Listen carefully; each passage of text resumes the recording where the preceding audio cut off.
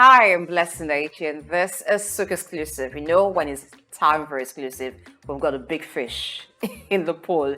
All right, this time around is Jayjay Epega, the name that comes to mind when you're talking about talent relations globally, you're talking about media consultancy, as she has been publicist to renowned artists such as the late Judge Michael.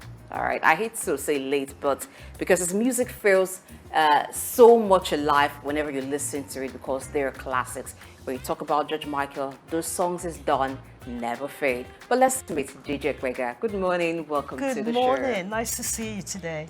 Yeah, I like to wake up to someone great, and this is it. Waking up to sit close to you and talk to you. Oh, thank you. Thank you. Appreciate that. Thank you. All right.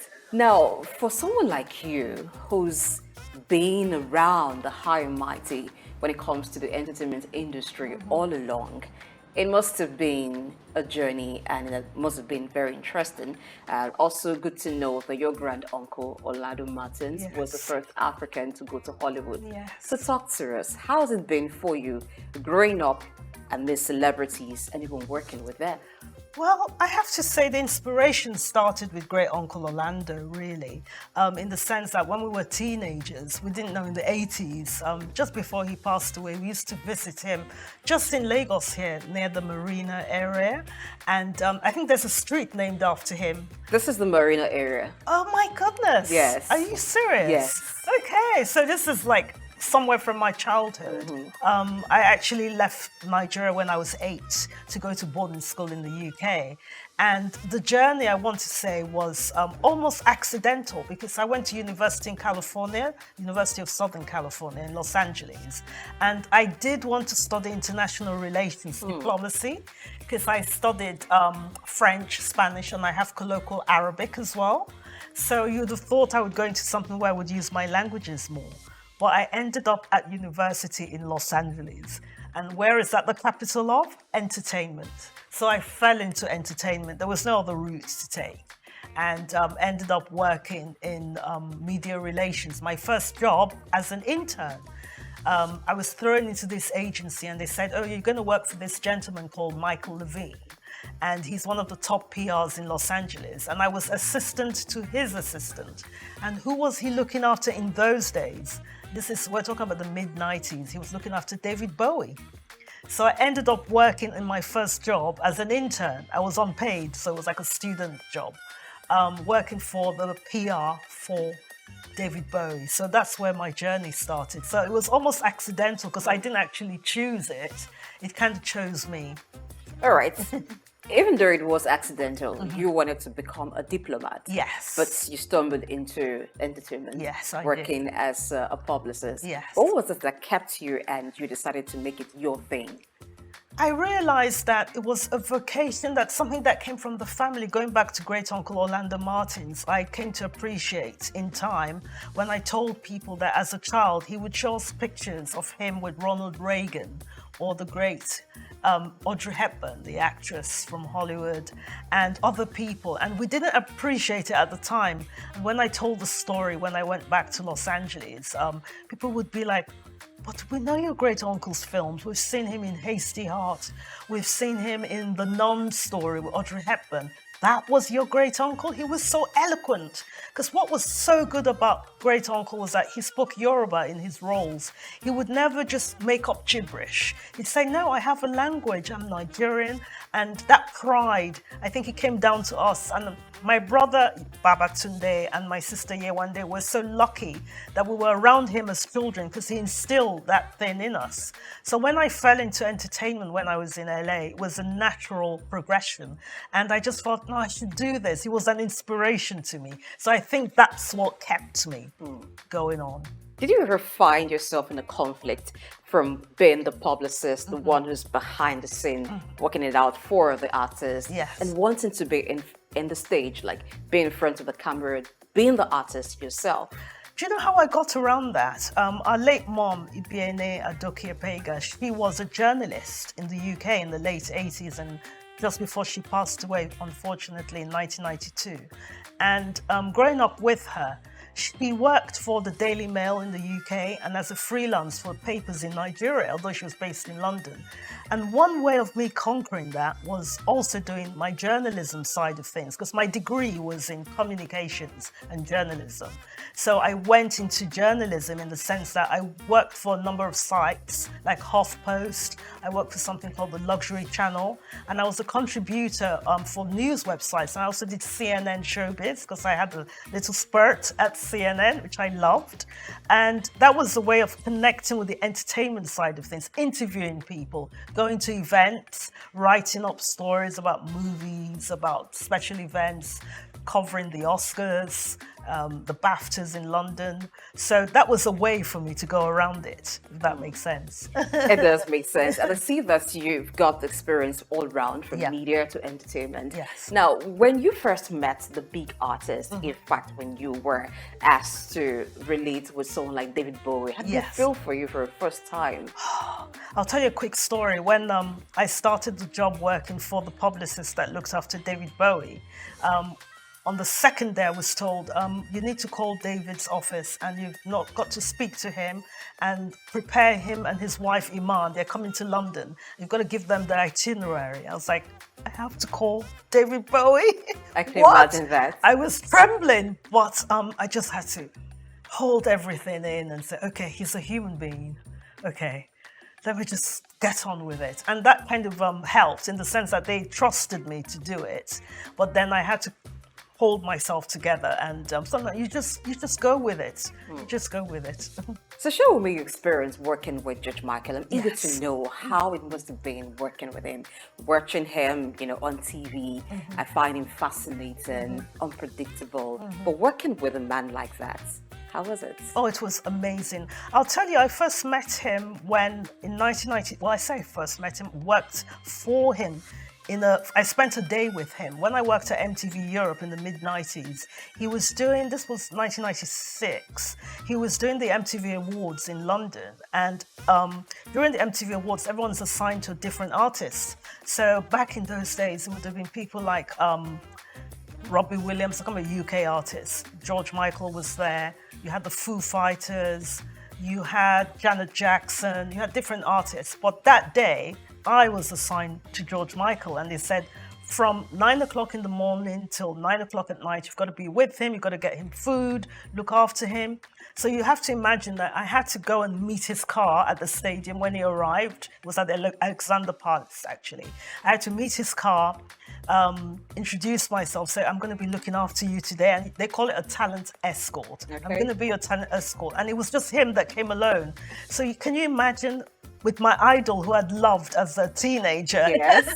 meeting at the car and having to just be with him all day. I met his parents, which was an honor because his mother passed away the year after. And he was just such a personable person. At that stage, I wasn't working for him. At that stage, I was just starting out in my career in 96. Starting out in my career, one of my second jobs actually at MTV Europe in London and looking after George Michael.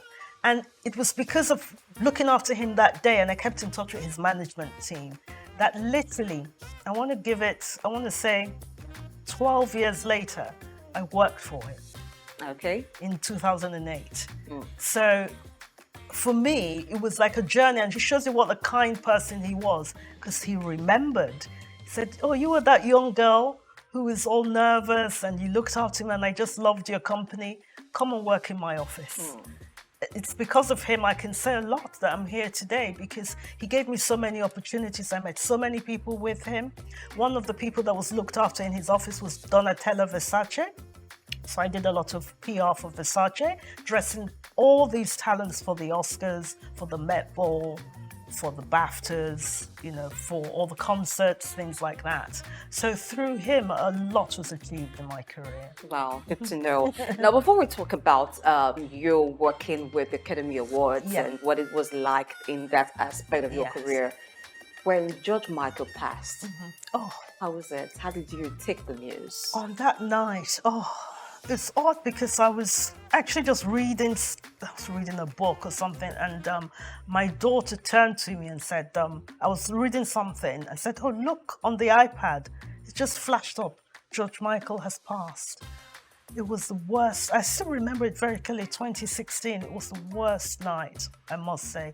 And my phone started buzzing, and I got a call, and I wasn't working because I'm currently working with the BBC now, but I wasn't at the BBC at the time. But my best friend was working at the BBC News, and he said, "Jay, you've got to come on. You know, we've spoken to the management and one of the other PRs, but I know you. I want you to come and say something." And it was the hardest. I spent 10 minutes on BBC News, Global News, talking about George. What a wonderful person he was, personable, kind. You know, and when we worked for him, we would get bonuses so we could go on holidays. He was just the kindest, most humble man. He wasn't fond of doing PR, oddly enough. He was quite shy, very shy. Strange. Yes, and you'd say, "Oh, we have to do it," and he'd roll his eyes. "Oh, do we have to?" Like, "Yeah, oh, you know." But he was such a kind, personable, fun person. One of the greatest bosses I've ever had, and unforgettable. And I think his music, as you mentioned, you talked about listening to him in the office, is beyond time.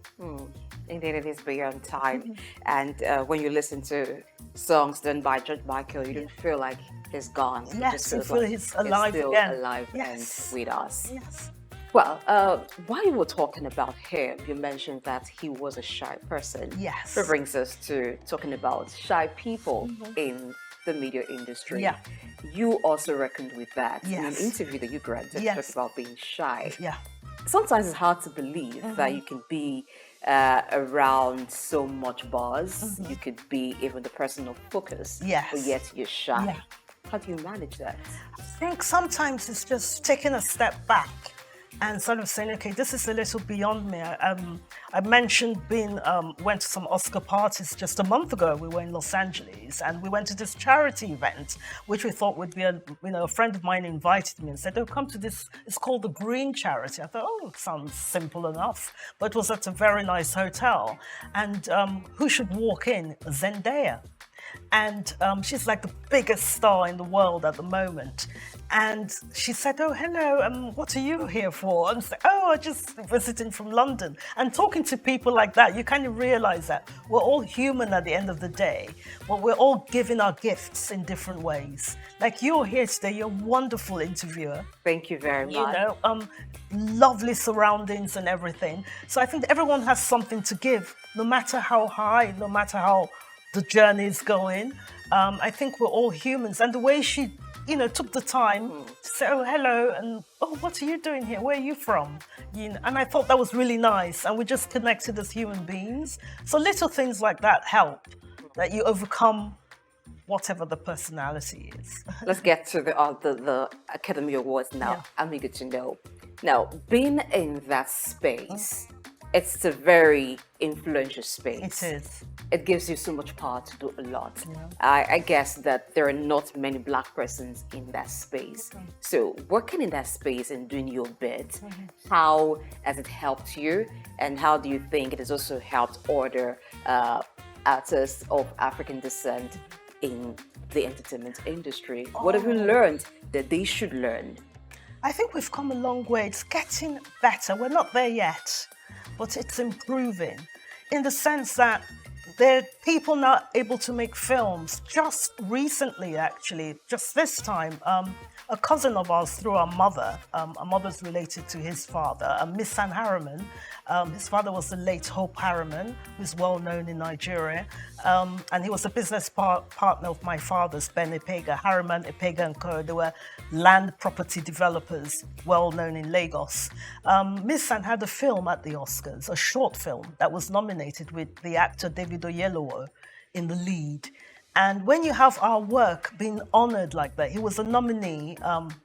He didn't win this time, but the fact that he was at the Oscars shows you that we're being recognized, not only as working behind the scenes like myself as a publicist. No, there are not many of me, because I'll tell you a very quick thing. I've been at events in the past with George Michael and his entourage, and I was the publicist there, and somebody came to me and said, "Could you go and find the publicist?" And I had to say, "I am the publicist." and they had to apologize. Why was it hard for them to detect who the publicist was? Is it that you're this person who likes to be in your space? Is it you're called out? At that time, I was there doing my work and being respectful, but I was the only person that looked like me. Oh, are you talking about color now? Yes. Okay. Yes. Because especially even now in the sphere of publicists, I would say 3% of us are of ethnic minority in the UK, on par, on that level where we've grown, and the level working with very A-list talent and things like that. There are not so many of us. It's getting better, but we still have a struggle. I've still had issues lately in my life, in this role that I've been in, but I refuse to step back when I've started a journey moving forward. You seem to be very comfortable in the UK or working in the UK. Yes. Most part of your career has been in the UK. Yes, most of it. What's it about the UK that makes you comfortable? If you were in America, would it be any different? I have worked briefly in the US and lived there as a student as well. And basically, and my ex-partner is from the US, Los Angeles.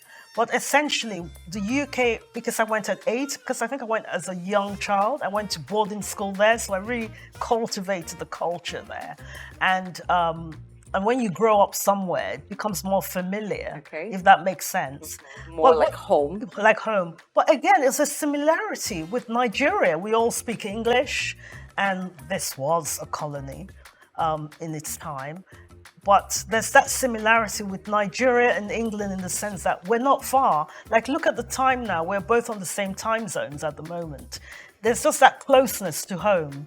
And I think that's why I became more settled there and became like a second home to me. All right, let's talk about your first home, Nigeria. Yes. So you're in Nigeria right now. Yeah. This is your home. No one should ask you, why are you here? But I want to ask, what's up this time that you're here? This time is very special. Well, essentially, again, we go back to George Michael, because I am here for the GT Food and Drink Festival. And basically, the person that I came with, we all came yesterday with Dylan Alora, who's an artist who's actually in the UK at the moment, but over in Lagos. And we came over with Tom Parker Bowles, who's the son of Queen Camilla. And we all flew over last night. And George Michael gets involved with this again because I met him because he was a friend of George Michael and someone that we organized tickets for back in 2008. So we thank George Michael. Because of George Michael, Tom is here. And so we're here for the food festival for a few days to enjoy, see what it's all about. I haven't been to any of these festivals. I think it'll be fascinating. And they have other people attending like Aldo Zilli, Jean-Christophe Novelli, and some US chefs as well. And very much looking forward to it. So that's brought me here for 5 days to enjoy Lagos. And I'm always happy to come home. So it's a food festival. I'm going to tell you a bit about it because I was at the last year's edition. It was a wow. Events talking about having. So you've been? Oh, yes, I haven't been. But I'll leave you to have your experience. Okay. But let's talk a bit about Thomas Parker Bowl. So, being a food critic, yes, that's not very common. Now, how do you become a food critic? It seems like you've got to be a chef first, or you've got to have great love for food to be able to criticize the cooking of different people. Now that looks like a career that is not quite common. And working with someone like that, from where you're coming from, working with those in music, it's different. It's still in the realm of, in England, it's very popular actually. It's a very popular thing to be a food critic. There are quite a few that I can name in the sense of, you don't have to be a chef per se. It's more like you're an editorial person. It's like you review films, review music, review films, and you review restaurants. So, for example, we took him to, there's a restaurant called Enish in London, Nigerian restaurants, and they have them in Dubai as well. Very popular outside Nigeria. And the people, critics have often said, we've written about food, Italian food, Spanish food, why not Nigerian food? And what I've really admired about him is that because he's written books, he writes recipes, and he works with chefs, and that's what food critics do. And it's a very popular thing to do in the UK right now. A lot of people are food critics, writing for the Times. You either write for a magazine or you write for the Bazaar magazine, Vogue, GQ magazine, Esquire. So the role of food critic is really, really something that's done worldwide. But I know maybe in Nigeria it's not so common, but it's very lucrative. Yes, it's very lucrative. All right, so what would you think a Thomas Ball coming to the food court, the GT food court, writing about Nigerian food, giving reviews, is going to do for Nigerian food? Yes, there is a food that is very popular when you talk about Nigerian food. Even those who haven't had the taste of the Nigerian jollof just want to talk about it and maybe look forward to tasting it. But there are different kinds of food that will be sampled. Yes. What would that do to Nigerian cuisine? You see, there's a perception in Europe and in the bigger world. People assume, unfortunately, going on the darker side of things, they see a lot of people coming on boats trying to get into England. They feel like we don't have anything back here. We don't have the development here. Some of the buildings, the aspirational things of it. People are business-minded. Come into these studios for goodness sake. You can't imagine that this is all going on in Africa. I have people up to this day say, "Oh, do you have buildings in Nigeria? Do people eat? There's no food, That's funny. And they don't realize. So when you have an ambassador like Tom Parker Bowles come to Nigeria, and when he writes anything in England, everybody reads it, they comment on it. The fact that his mother's Queen Camilla of England, that might have something to do with it. But his voice is very loud. And what I'm really proud of him is that he said, I want to come and see Nigeria for myself. I hear these things at the foods, people are like, oh, nobody goes to Nigerian restaurants. Who wants to eat Nigerian food? It's growing now. There's that interest. And it's good for us because we can bring our food to the world. For people who can't come to Nigeria immediately, people want to come and people will come. But people who can't come, people like him, food critics, can come back with that message that we've been to Nigeria, we see what they do, they're really doing well, they're trying. Yes, there's good and bad in everything, but they're promoting our food, promoting our culture, and it gives us industry, it gives us some business opportunities, it gives us partnership opportunities, and it's increasing our voice in the big global stage. I'd like to get back to your first love, which is being publicist for entertainers. Yes. Now, in Nigeria, we have A-list artists that are known worldwide. Yes. They have managers. Yes. Some of them also have publicists. Yes. Looking at the way they're managed and the way the publicists run, is there a thing or two you think they need to know and understand when working with artists? How could it also help their career? I think to realize sometimes it's not overnight and it shouldn't be so gimmicky. A lot of the time people want Instagram followers and let's do this crazy thing or let's do that crazy. You want it to last, you want longevity. So it might be that, we all love Burna Boy or whoever the big star is.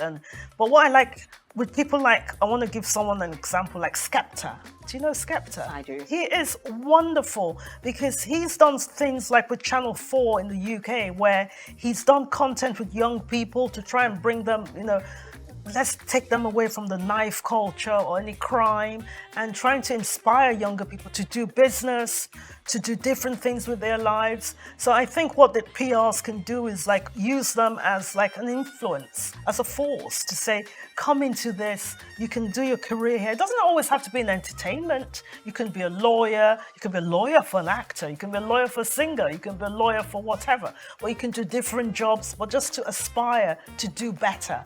And I think that's what PRs can do a bit more of and use the talent, that platform they have, those 22 million followers on Instagram, use it as a platform to inspire young people to come up. And good enough, you are inspiring a lot of young people watching Souq News TV because this is what it's about. Yes. Changing the narrative, inspiring people to be Definitely. better. as a wrap-up, what's next for you after the GT call?